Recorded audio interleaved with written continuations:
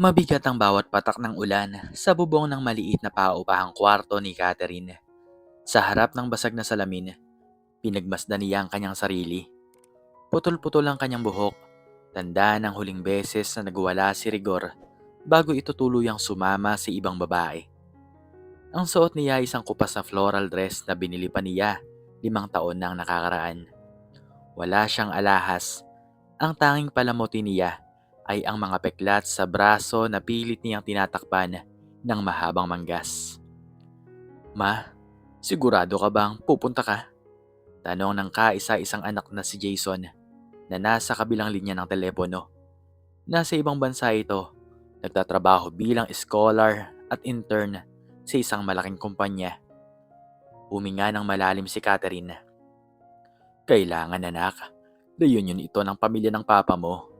Gusto kong ipakita na hindi ako duwag, na kahit iniwan niya tayo, nakatayo pa rin ako. Pero ma, nandoon sila. Nandoon yung babae. Ayoko masaktan ka na naman. Huwag ka mag-alala, Jason. Sanay na ako sa sakit. Ang sakit, kapag nasanay ka na, nagiging manhid ka na lang. Binaba niya ang telepono. Kinuha niya ang kanyang lumang handbag. Walang laman ito kundi pamasahe sa jeep, panyo at isang rosaryo. Paglabas niya ng bahay, sinalubong siya ng mapanghusgang tingin ng mga kapitbahay. Uy, si Catherine oh, bis na bis ah. Saan kaya ang punta? Bulong ng isa. Balita ko, pupunta sa reunion ng mga Montesilio. Ang kapal din ang mukha no? Iniwan na nga ng asawa, hahabol pa. Hindi kumibo si Catherine. Yumuko lang siya at naglakad palayo. Sa kanyang isipan, nandoon pa rin ang boses ni Rigor noong huling gabi bago ito lumayas. Wala kang kwentang asawa, Catherine. Ang baduy-baduy mo. Ang baho mo tingnan. Para kang basahan ha. Si Vanessa, amoy mayaman. Balat mayaman. Ikaw, amoy lupa ka. Pumara siya ng jeep. Habang umaandar ang sasakyan, tumulo ang isang luha sa kanyang pisngi. Basahan, iyon ang tawag sa kanya ng lahat. Pero hindi alam ng marami. Ang basahan ang siyang nagpupunas ng dumi na iniiwan ng iba.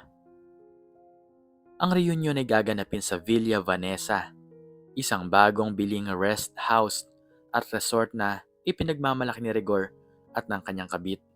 Oo, ipinangalan pa ito sa kabit.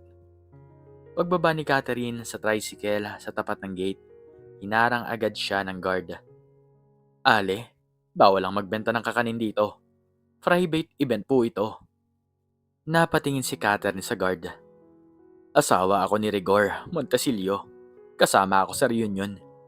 Nagkatinginan ng mga guard at tumawa ng mahina. Ikaw? Asawa ni Sir Rigor?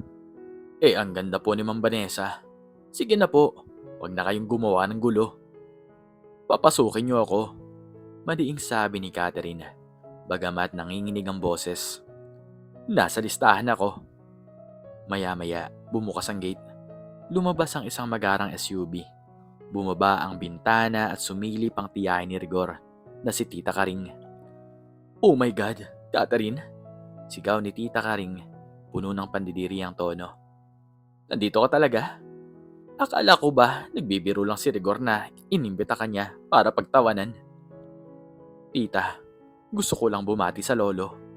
Mahinahong sagot ni Catherine. Sige na, papasukin niyo na nga yan. Sigaw ni Tita Karing sa guard. Kailangan din naman natin ng tagahugas ng plato mamaya kung sakaling kulangin ng caterer. Nagtawa na ng mga nasa loob ng sasakyan habang papasok. Naiiwan si Catherine na naglalakad sa mahabang driveway. Ang init ng araw ay tumatagos sa kanyang manipis na damit, pero mas masakit ang lamig ng pagtanggap sa kanya. Pagdating sa main hall, napatigil ang lahat. Ang tugtog ng banda ay tila humina. Lahat ng mga mata, mga pinsan, tito, tita, at mga kaibigan ng pamilya Montesilio ay nakapako sa kanya. Buhay pa pala ang legal wife, parinig ng isang pinsan. Mukhang galing sa palengke ah, nakakahiya naman. Ang gagara ng suot natin tapos siya. Umupo si Catherine sa pinakasulok na mesa. Malayo sa buffet, wala ni isang lumapit sa kanya para mag-alok ng tubig. Biglang nagbago ang ihip ng hangin. Mula sa grand staircase, bumaba si Vanessa. Nakasuot ito ng matingkad na pulang gown na punong-puno ng kumikinang na bato. Ang alas niya ay halos bumubulag sa kinang. Kasunod niya si Rigor na nakasuot ng mamahaling suit. Nagpalakpakan ng mga kamag-anak. Ang ganda talaga ni Vanessa. Bagay na bagay sila ni Rigor. Mukhang mayaman pareho. Kumuha ng mikropono si Vanessa. Ang ngiti nito ay abot hanggang tainga. Welcome, Montesilio family. Welcome sa Villa Vanessa. Sana mag-enjoy kayo sa handa namin ni Rigor. Everything here is imported ha? Kaya kumain lang kayo ng kumain. Huwag kayong gagaya sa iba dyan na. Huminto si Vanessa at tumingin ng diretsyo sa sulok kung saan nakaupo si Catherine. Na parang asong ligaw na nakahintay ng tirang pagkain. Nagtawa na ng buong pamilya. Si Rigor ay napangisi lang at inakbayan si Vanessa. Lumapit si Vanessa kay Catherine. Dala-dala nito ang isang baso ng mamahaling red wine. Ang takong ng kanyang sapatos ay tumutunog sa marmol na sahig. Well, bungad ni Vanessa. Nandito ka pala, Catherine. Akala ko ba naintindihan mo na you are not welcome here? Tumayo si Catherine. Reunion ito ng pamilya ng asawa ko, Vanessa. May karapatan ako. Asawa? Tumawa ng malakas si Vanessa. Papel lang ang meron ka, Catherine. Tingnan mo nga yung itsura mo. Tingnan mo ako. Sino sa tingin mo ang disente? Sino ang kagalang-galang? Ang disente? Hindi nangaagaw ng asawa. Mahinang sagot ni Catherine. Natigilan ng mga tao sa paligid. Namula ang mukha ni Vanessa sa galit. Aba, at sumasagot ka pa. Sa isang igilap, ibinuhos ni Vanessa ang laman ng wine glass sa mukha ni Catherine. Ang pulang alak ay gumuhit sa kupas na damit ni Catherine. Tumulo ito mula sa kanyang buhok, pababa sa kanyang mga mata, na ngayon ay puno ng luha. Oops, sarkastikong sabi ni Vanessa. Sorry, nadulas, pero bagay sa'yo. Para naman, magkakulay ka kahit kaunti. Mukha ka kasing bangkay. Lumapit si Rigor, inakala ni Catherine na ipagtatanggol siya nito. Pero, tinuro lang siya ni Rigor. Umuwi ka na, Catherine. Pinapahiya mo lang sarili mo. Nakita mo na, di ka nababagi sa mundo namin. Ang dumi-dumi mo tingnan. Rigor, garalgal na tawag ni Catherine. 5 taon kitang pinagsilbihan. Tinanggap ko ang lahat ng sakit. Ganito mo ba talaga ako tatratuhin? Wala kang kwenta, Catherine. Mahirap ka lang. Wala kang may bibigay sa akin, kundi sakit ang ulo. Si Vanessa, binigyan ako ng negosyo, ng bahay, ng may pagmamalaki. Ikaw, ano? Sayang lang ang hangin sa kanyahan, sabi ni Vanessa sabay hila kay Rigor. Guard, paalisin nyo na nga to. Nagkakalat lang ng virus. Hinawakan ng 2 gwardya ang magkabilang braso ni Catherine at pilit siyang kinaladkad palabas ng hall. Nagtawanan ang mga kamag-anak. Pinukuhanan siya ng video ng mga pinsan para i-upload sa social media. Sa sandaling iyon, naramdaman ni Catherine na durog na siya. Pero bago pa siya tuluyang may ilabas ng pinto, isang malakas na ugong ng helicopter ang narinig sa labas. Hindi lang isang helicopter. Kasabay nito, pumasok sa gate ang 5 itim na bulletproof SUV. May mga wangwang at escort na pulis.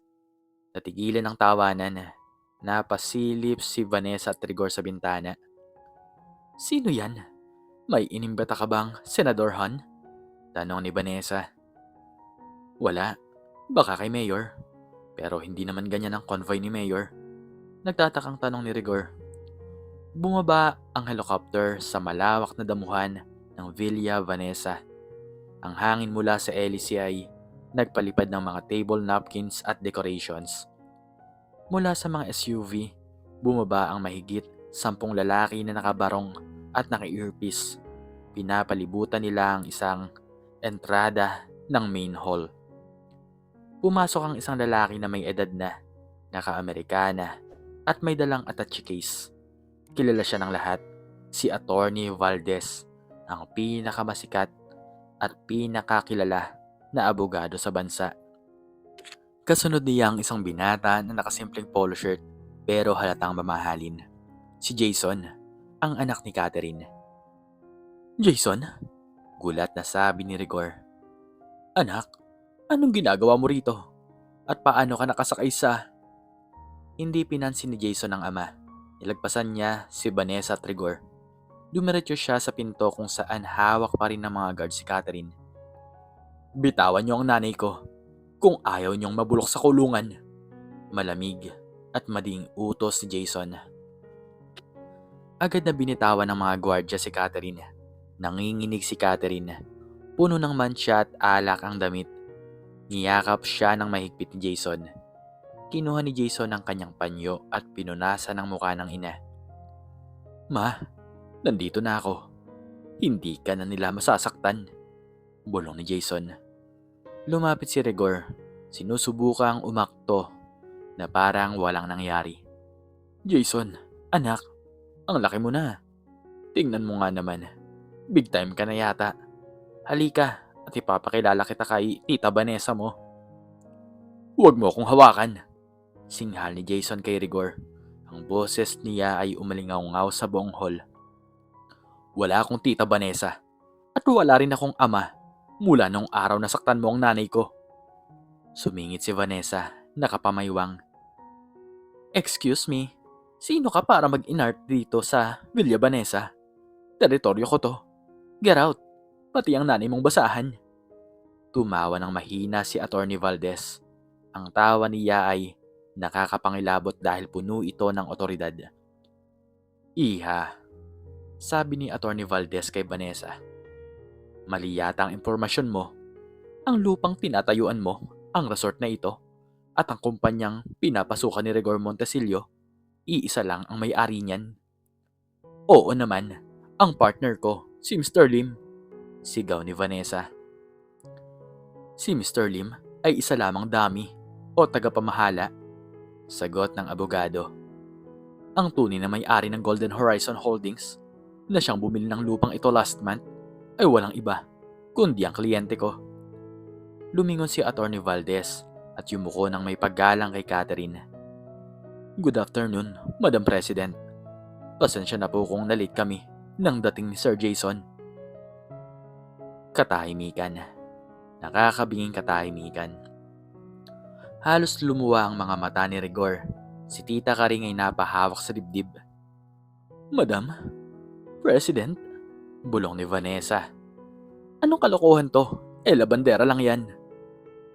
Si Catherine Montesillo, paliwanag ni Jason habang inaalalayan ng ina sa gitna, ay ang silent inventor ng Ecofiber Technology na binili ng mga kumpanya sa Europa 5 taon ang nakaraan.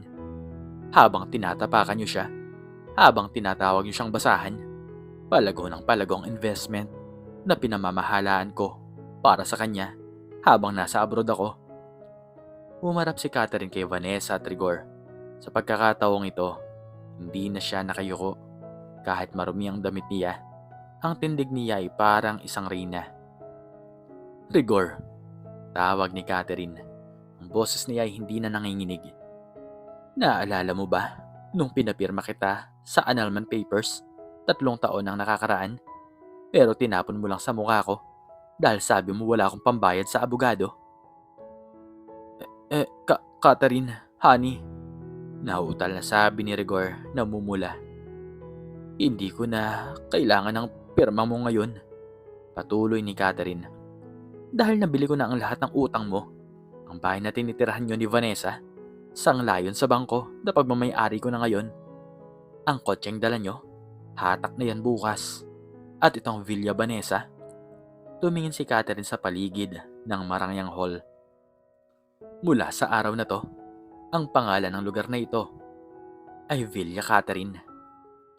Napahawak si Vanessa sa braso ni Rigor. Rigor, gumawa ka ng paraan.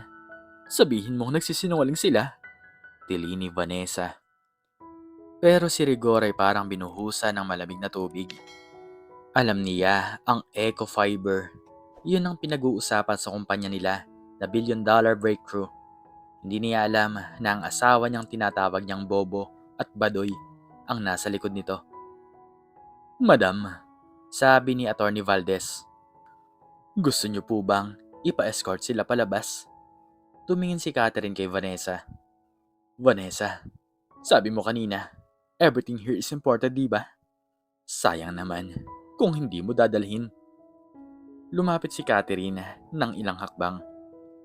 Ang damit mo, ang alahas mo, galing yan sa pera ng kumpanya na embezzled o ninakaw ni Rigor. May audit report na kami. Kaya, technically, pag-aari ko rin ang suot mo. Hindi, nanginginig na sabi ni Vanessa. Nagsimulang umikot ang paningin niya. Ang image niya ay socialite. Ang yaman, ang kapangyarihan, lahat ay gumuguho sa harapan niya. Guard, utos si Jason. Kunin ang susi ng mga kotse nila at pakicheck kung may mga items silang ilalabas na pag-aari ng corporation.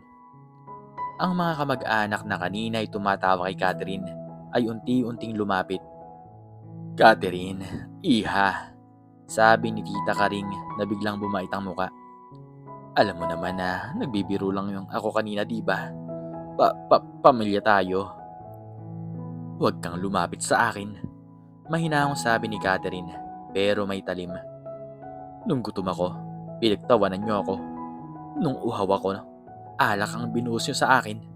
Ngayon, mayaman na ako. Pamilya na tayo. Tumingin si Catherine kay Rigor. Rigor, you are fired. At dahil sa qualified theft case na isasampa namin bukas, dahil sa pagnanakaw mo sa kumpanya, maghanda ka na ng magaling na abogado. Pero siguraduhin mong hindi ko mabibili ang abogado mo. Dito na bumigay ang katawan ni Vanessa. Hindi pwede to. Ang yaman ko. Ako si Vanessa. Namuti ang paningin ni Vanessa. Naninikip ang dibdib sa sobrang hiya at takot na mawala ang lahat. Unti-unti, bumagsak siya sa sahig. Walang sumalo sa kanya kahit si Rigor ay tulala. Nakatingin lang kay Catherine na parang nakakita ng multo. Ma'am, tumawag po ba kami ng ambulansya? Tanong ng gwardya.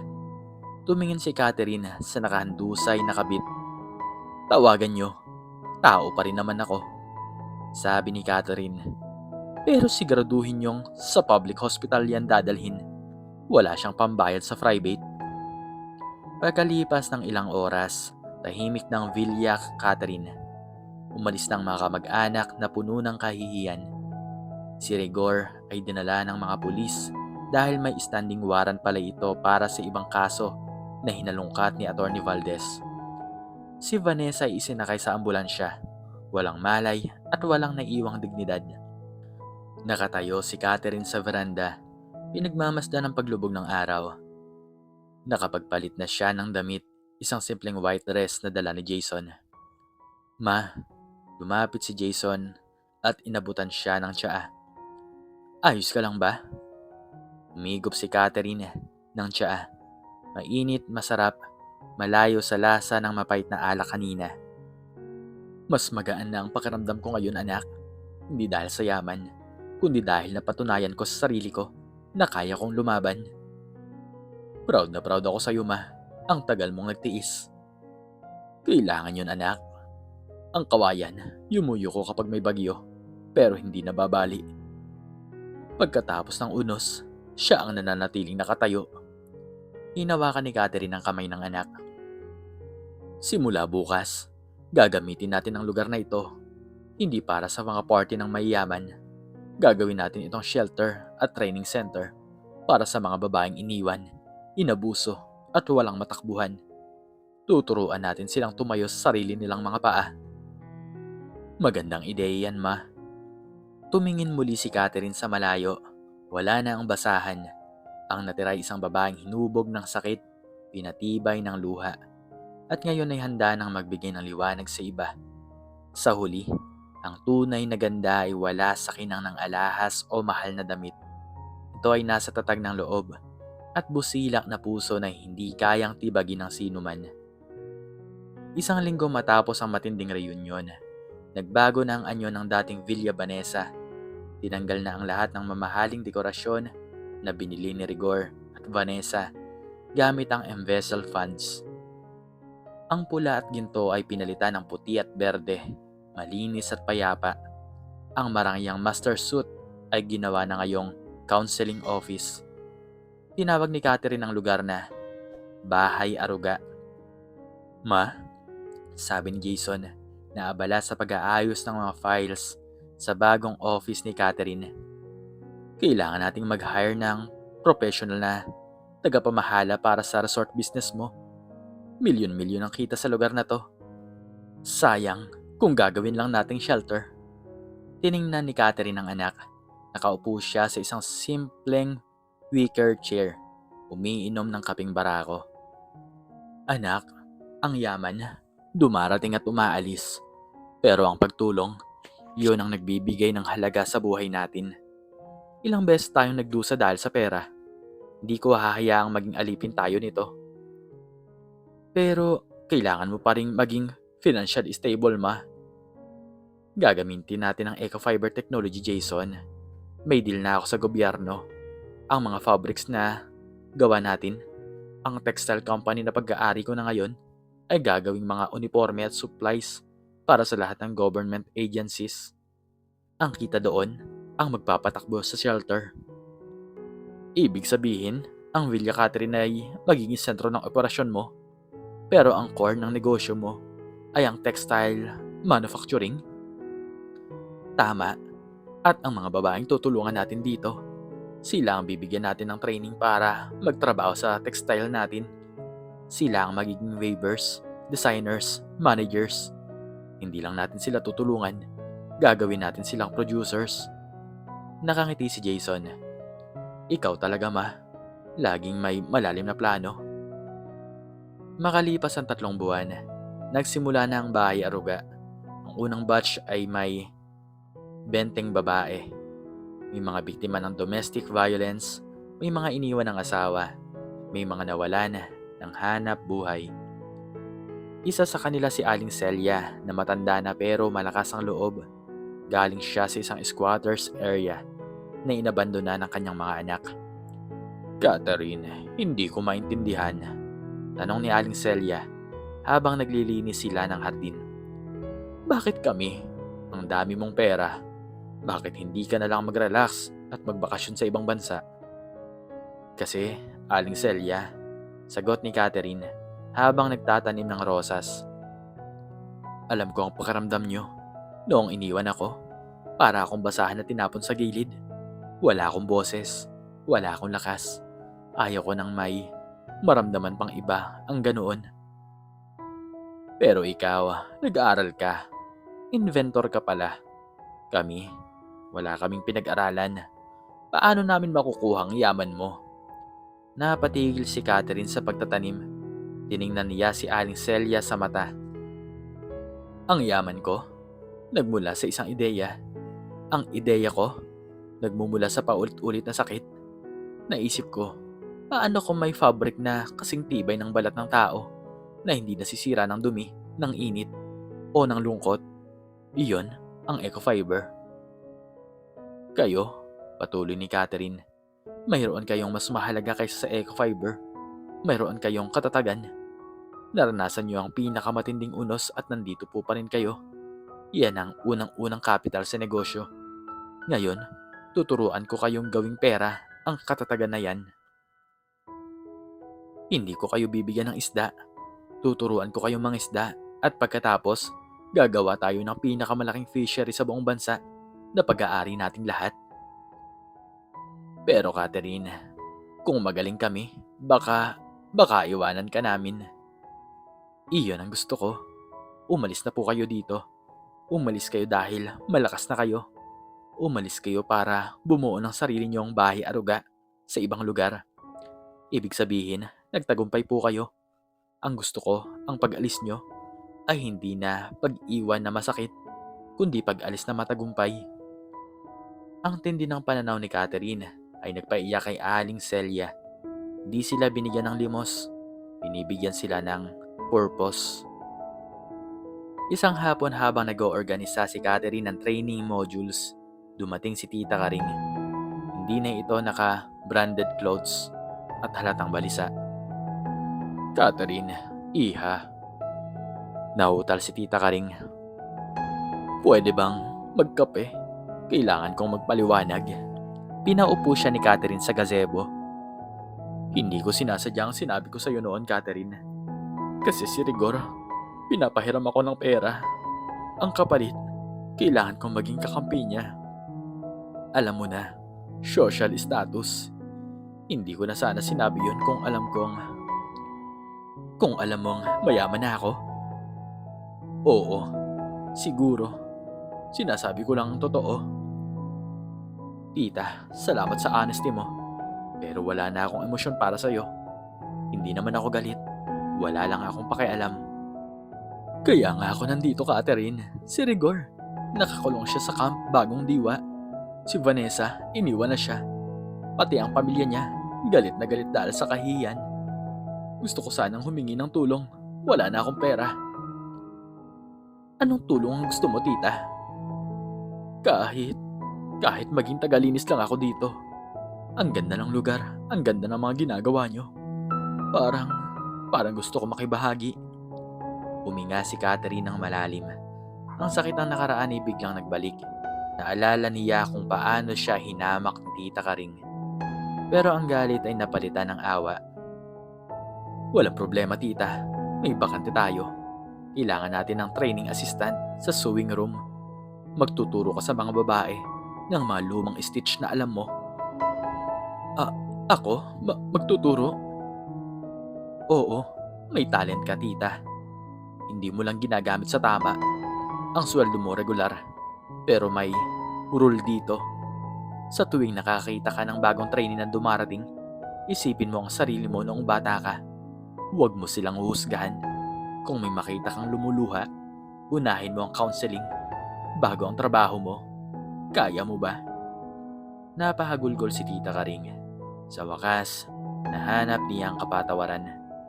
Hindi dahil sa pamamagitan ng salita, kundi sa pagkakaroon ng bagong simula na inaalok sa kanya. Isang taon ang lumipas, ang Bahay Arugay lumaki na at naging Catherine Montesilio Foundation. Si Catherine ay naging paunahing pandangal sa Global Women's Economic Forum. Sa speech niya, hindi niya iniikot ang katotohanan. Direkta siyang nagsalita tungkol sa kanyang trauma. Sabi nila, sad intro. Pero ang sad intro ko, ang pinakamatinding inspirasyon ko, tinawag akong basahan ng aking asawa at ng kanyang kabit. Paulit-ulit. Pero pinili kong gawing eco-fiber ang basahan na yon. Isang tela na sustainable, matibay, at hindi nasisira ng dumi. Mga kababaihan, ang trauma ay parang isang apoy. Maaari kang maubos, masunog at maging abo. O maaari mong gamitin ang apoy na yon para maging forge, kung saan hahasain mo ang sarili mo at magiging isang metal na walang makakabasag. Sa loob ng Bahay Aruga, ngayon ay EMF, bawat babaeng ay nagdadala ng sugat. Ang trabaho ko ay hindi ang gamutin ng sugat na yon. Ang trabaho ko ay ipakita sa kanila na sa kabila ng sugat, kaya nilang magtahi, magdisenyo, at pamahalaan ang 1 bilyong peso empire. Madam Catherine, may balita po na nagkasakit sa puso si Mr. Rigor Montesilio dahil sa stress sa kulungan. May mensahe po ba kayo para sa kanya? Sabi ng reporter. Ngumiti ng mahinahon si Catherine. Wala na akong mensahe para kay Rigor. Pero may mensahe ako para sa lahat ng lalaking nangaabuso. Hindi kami basahan. Kami ang tela na nagbubuo ng mundo. At sa oras na magising kami, wala na kayong kakapitan.